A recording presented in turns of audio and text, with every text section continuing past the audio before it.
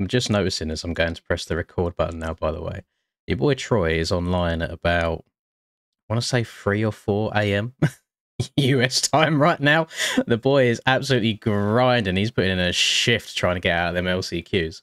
What's up, guys? Welcome back to another video. Hope you're all doing well today. Today, we've got a track that I actually played on stream the other day, and it's one that the guys on stream made me download because I hadn't played it before. I hadn't no idea what it was all about. It's one of them tracks that I think it goes to show that a thumbnail of a track has a really big impact on who downloads it, because I looked at the pictures of it in the previews and I was like, you know what, it just looks like normal run-of-the-mill track. Reminds me a little bit of like an MX Simulator stock track, like really old vibes. So I didn't think anything of it and I didn't download it. However, we done some elimination races the other night and it was a suggestion, so I thought, you know what, we'll download it, we'll give it a bit of a go. And my god, is it one of the more fun tracks I've probably played in the last year or so. It looks a little bit unassuming just as I'm flying around here, but I promise you, some of the stees that you can throw, you can get absolutely backwards on 90% of these jumps. It flows really nicely, and it actually made for some quite good racing, other than the first corner. The first corner is a little bit hectic, with 40 people trying to get onto this one bit of the track, and there was a lot of people ended up meeting their demise at the bottom here. But we are going to ride around it a little bit today, and just try and get a little bit steezy. The reason I am riding the old Stark Varg, you can see over here in distance, is because this track is not for small bikes. You want to be riding a 450 or an e-bike. I might even put this on the alpha mapping, which is like the fastest it will go.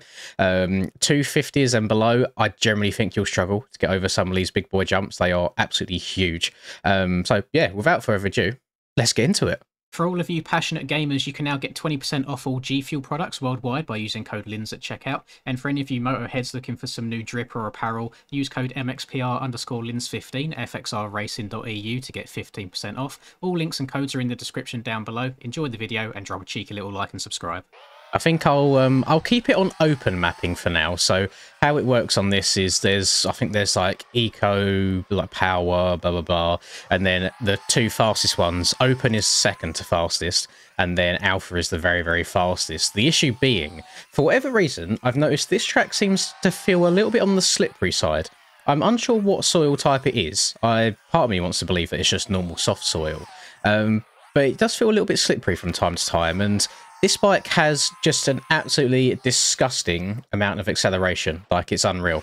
And even on the open mapping, what I'm running right now, which is the second to fastest, it can be a little bit overwhelming sometimes. You've got to be quite gentle while he's on the throttle, but then it gets up to speed really quickly. So I'm kind of scared to go a step further and try and make it even faster than that. But for now, this should be more than enough to be able to get us up and over all these big boy jumps. And I didn't mention it in the intro. This is created by Dr. JB, is his name. He has made 2 tracks so far on this game.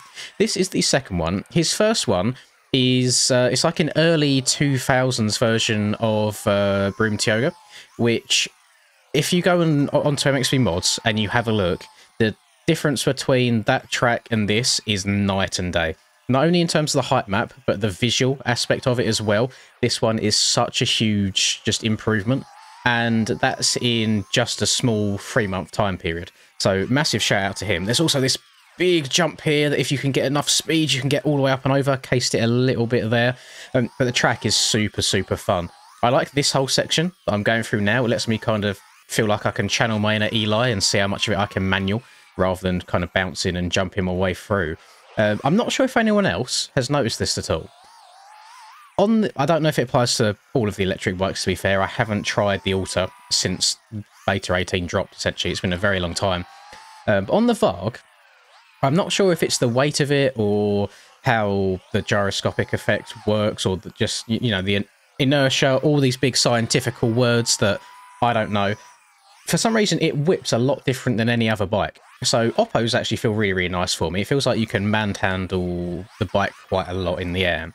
But when it comes to just standard whips, the back end kind of gets stuck when you kind of whip it out. And then instead of kind of going through in a circular motion, it will come back in a straight line, which sometimes ends up meaning that the bike doesn't really land in the way that you expect it to at all, which can sometimes lead to just like front end washes. But you see here, it's kind of stalled out to the side.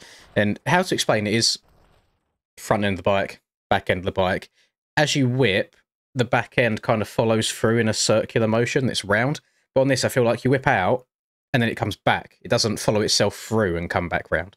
So it's really hard to explain. It's more based on a feeling than anything else. But that's just what I've noticed. And there's definitely a knack to it. There's definitely a way on this bike that you learn to whip it. And one thing that I found to be really beneficial is when I whip, if I lock up the back brake in the air and keep that rear wheel out to the side, that felt hella steezy.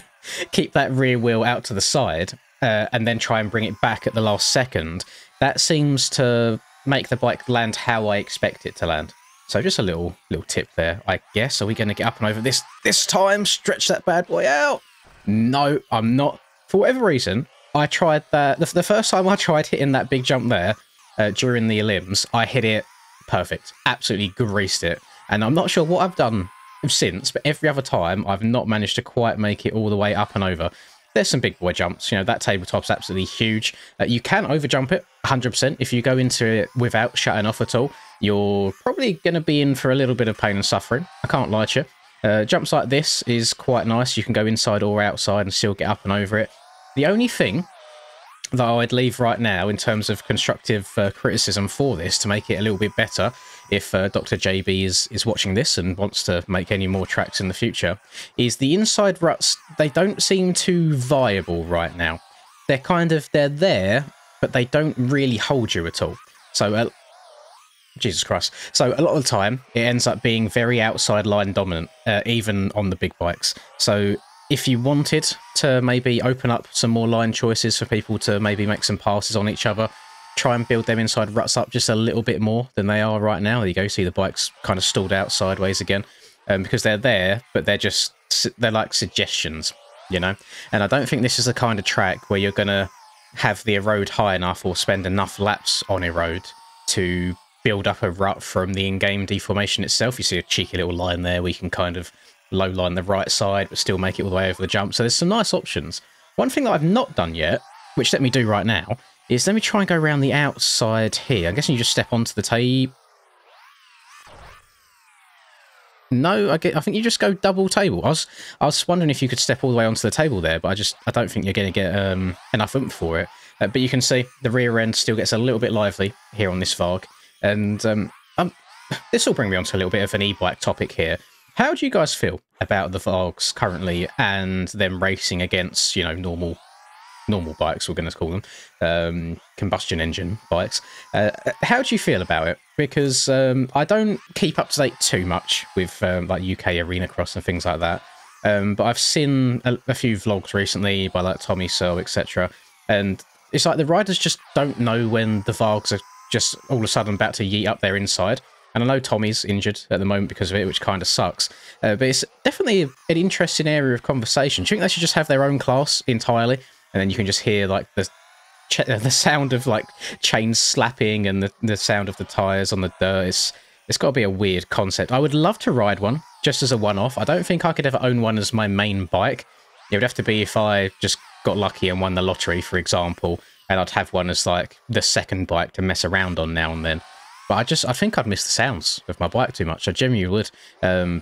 Even missing a four-stroke sound at the end of the day. Like, obviously, everyone prefers the sound of two strokes. That goes without saying.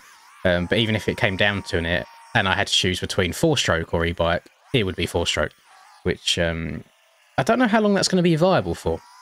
Because I've had this thought before. You know how people kind of look after and still maintain really, really old classic cars? I feel like we'll get to a point of that with motocross where you'll have some really, I guess, rare bikes still being looked after and brought out from time to time. But then in, who knows, like 20, 30 years' time, is everything going to be electric? Will the sound of motocross be gone? And we'll just turn up to racetracks and just hear whirring, I guess, hear some hairdryers rather than hearing actual engines. And even the smell. Like, when you wake up on a motocross morning and you can smell the bikes, it's a feeling like no other. It's something that I really, really do miss, and I find myself getting in my feels a little bit from time to time and just like scrolling through Instagram or TikTok or even YouTube. I mean, me and Charlie watched The Heart of Motocross again the other day together, which I always like to watch at least once a year because it really gets you in the motocross mood. I wish I could go out, you know, once, twice every single week and just grind out laps. Not even necessarily racing. I just like riding motorbikes. I could be quite happy, you know, give me a couple of trails in woods or forest somewhere and just let me go and burn tanks of fuel. I'd be a very, very happy man indeed. Maybe one day get a little bit of land. And I've been where I've been house hunting with my girlfriend at the moment. We've been looking at all sorts, and when you're looking at houses, you go to the extent of looking at the stuff that you'd never be able to afford in your wildest dreams, you know, like multi-million pound/dollar homes. And it's like just how much land, and you buy yourself, and that's just the dream. Is the house hasn't even got to be big. It's just if it's a little bit more secluded, you've got your own bit of land and you can have your own turn track in the garden, wherever it is, and you've got no neighbours to worry about annoying with the noise, because that's a big problem in the UK. The amount of tracks that we've had shut down over just like the last 10 years from people moving in nearby, knowing full well there's a track there, complaining about the noise and the track getting shut down. It's just a poo situation all round. So maybe one day, who knows. But for now, I just ride as and when I can. And in between that, we'll try and play a little bit of MX Bikes from time to time and try and live, I guess, vicariously through a game instead. Which sounds a little bit sad sometimes, but I know for other people in the community, I know there's people that play this game that are unfortunate enough to have been very, very good on bikes that then had an accident, which meant they could no longer ride, and they play this as their kind of outlet now. So it's nice that this game can provide that for some people.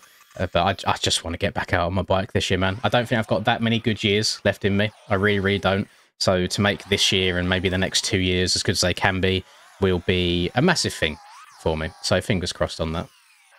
I want to give some props to Dr. JB on this because, like I said earlier on in the video, the difference between his last track and this, it's night and day difference. And if he carries on at this rate of progression and improvements of the tracks, he's going to be onto some like pretty damn big winners. This seems to have a hell of a lot of downloads. I think it said almost like 8,000 downloads at the time when I went to check on this again this morning, and a lot of very, very good ratings. People really enjoying it, and it's just such a casual track. You know, there's nothing particularly difficult about it. The hardest thing is really just trying to learn and memorize how fast you have to hit each jump. And once you've got that down, you can just go and send some absolute fatties each and every time. I'm not the greatest at hitting oppos and stuff, but this track makes it feel like I can do it a little bit, if that makes sense. And the e-bike is very nice to throw around as well, so you can just throw it like that. The bike kind of over-rotated there on the landing, which is just something that I've got to get used to and practice. But overall, I really, really enjoy it. I do. I can't lie. It's a really good, fun track. And it's nice that we get given tracks like this. And of course, for free as well. A little bit more controversy about that recently. One that I had no idea about. And then I posted my free tracks video and I've been told that there's been other people voicing opinions about paid tracks recently. So I thought that was very convenient timing.